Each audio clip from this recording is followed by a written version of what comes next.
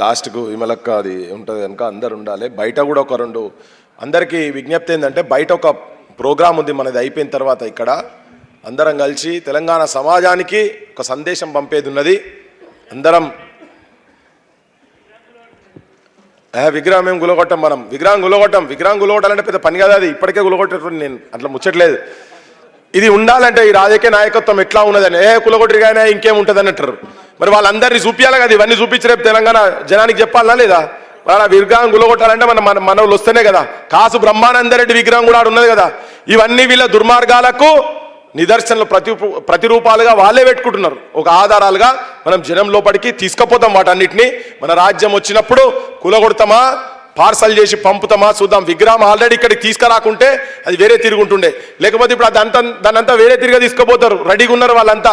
వీడు ఏం చేస్తాడా, ఎప్పుడు లోపల నొక్కుదామా, అర్బన్ నక్సలైట్ అట. కొత్త బిరుదులు పెట్టిరు మాకు, అర్బన్ నక్సలైట్ అంటే వాడిని జైలుకి పెద్ద మనకు ఫరక కూడా ఏం లేదు. నేను రెడీగా ఉన్నా. తిరుమలరావు సార్ చెప్పిండు, నువ్వు రెడీగా ఉండు పృథ్వీ అని చెప్పిండు ముందే. విగ్రహం అప్పుడే చెప్పిండు ముందే, సార్ నేను తయారున్నా అని చెప్పిన, నేను రెడీ. కానీ జైలుకు పోతే కూడా మంచిగా గట్టిగానే పోవాలి ఇక. సో ఇవన్నీ వేరే. కానీ ప్రజాస్వామ్యయుతంగా అంబేద్కర్ ఆలోచన విధానంతో మన రాజ్యాన్ని తీసుకొచ్చుకుందాం, బరాబర్ తీసుకొచ్చుకుందాం.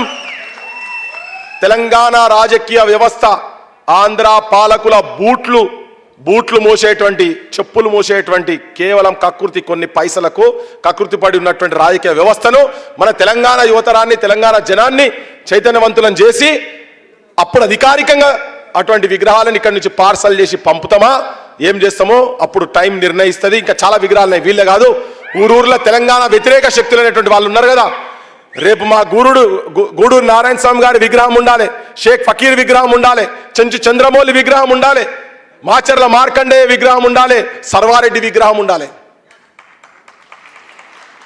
బరాబర్ గల్లీకి తెలంగాణ చరిత్ర ఉన్నది. ఊరూరుకు స్తూపాలు కాదు, ఊరూరులో మన త్యాగదనంలో విగ్రహాలు ఉంటాయి.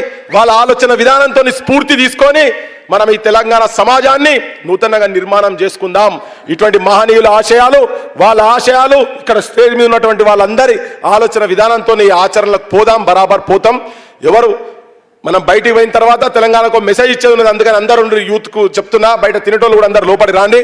ఇప్పుడు మా అన్న పస్నూరి రవీందర్ అన్న విగ్రహాలు ఇష్యూ అయినప్పుడు నాకు ఫోన్ చేసి, అన్నాన్ని మేమందరం ఉన్నాం, నీకు ముచ్చటే లేదని చెప్పని ఫోన్ చేసి వచ్చింది కూడా ఇక్కడికి. ఎవరు ఇవాళ గవర్నమెంట్ ఇక్కడ కమిటీ ఉన్నదోటి, కళాకారుల కమిటీ. ఏం కమిటీ మీది?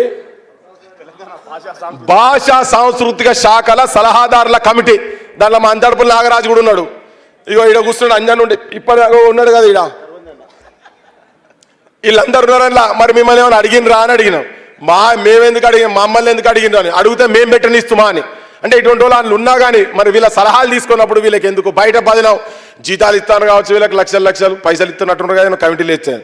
ఏం లేదు, ఉట్టిగా పెట్టి ఉత్సవ విగ్రహాలు లెక్క పెట్టి వీళ్ళ పచారను గతమోడు కొందరిని వాడుకుంటే ఇప్పటివాడు కొందరిని వాడుకుంటారు. కానీ వీళ్ళు అట్లేం నిలబడతాయి. నిలబడ్డాడు విగ్రహం కాడ. థ్యాంక్ అన్న మాట్లాడండి.